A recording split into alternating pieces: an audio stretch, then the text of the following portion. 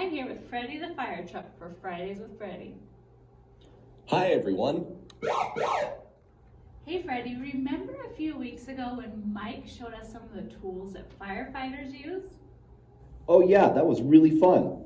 A lot of my friends really liked that video. Today, let's talk about a very important tool that firefighters use that we haven't talked about yet. What's that? Well, how about I give you some clues and then you can guess what we're talking about. Sounds great. I'm ready. Okay, this tool is used by firefighters when they fight fires at homes and businesses and stores. A fire truck? An axe? A fan? Nope, good guesses. We need it to get water to the fire. The hose? A nozzle? You are getting closer. In Sandy, they are always red. The fire hydrant. Right, good job, Freddie. Hey, Freddie, we are here at the park so that we could be near a fire hydrant, and I asked Chief McConaghie here to help us. Hi Chief, how are you? Hi Freddie, I'm great. How are you? We were just getting ready to tell our friends a little bit more about fire hydrants. Could you help us? I would love to, thanks. Can we also tell them how they can help us keep the fire hydrants in their neighborhood ready for the firefighters to use? That is a great idea, Freddie. Let's start by telling our friends a little bit more about fire hydrants. Did you know that all fire hydrants don't look the same as the ones we have here in Utah? Here's an example of a fire hydrant from the Philippines. And this one is from South Africa. And here's one from Germany. Those are cool looking. I also learned that some countries call them fire plugs, fire pumps, or Johnny pumps. Chief, what else can you tell us about fire hydrants? Well, did you know the fire hydrants we use in Utah don't have any water in them?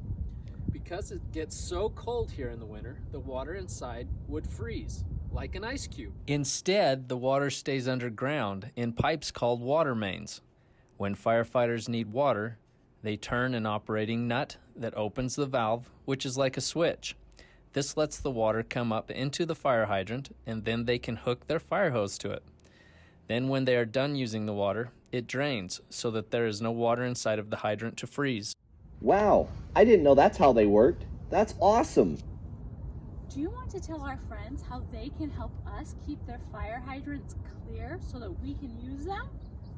Sure. In the wintertime, we usually get a lot of snow. This picture shows a fire hydrant that is almost buried in snow. This makes it harder for firefighters to use the hydrant if we can't find them, or if we have to take the time to shovel all the snow away from them. It sure does. It also takes longer for us to be able to get to the water to use for the fire. That can be very dangerous for the family whose house is on fire, and for the firefighters. Right. And friends, this is how you can help us. Go with your grown-up and make sure your fire hydrant is clear of snow 3 feet all the way around it. It would also be awesome if you cleared a path from the hydrant to the street or sidewalk.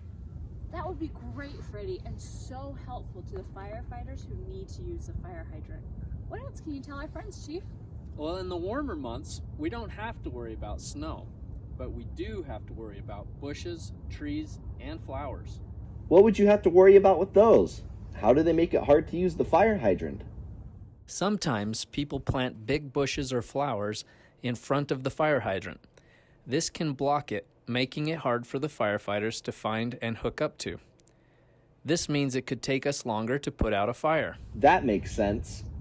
So friends, if you have a fire hydrant near your house, remind your parents to keep it clear so that we can use it and connect to the fire hydrant. Thank you so much, Chief, for coming to help us. Thank you, and thank you, Freddie, for your help.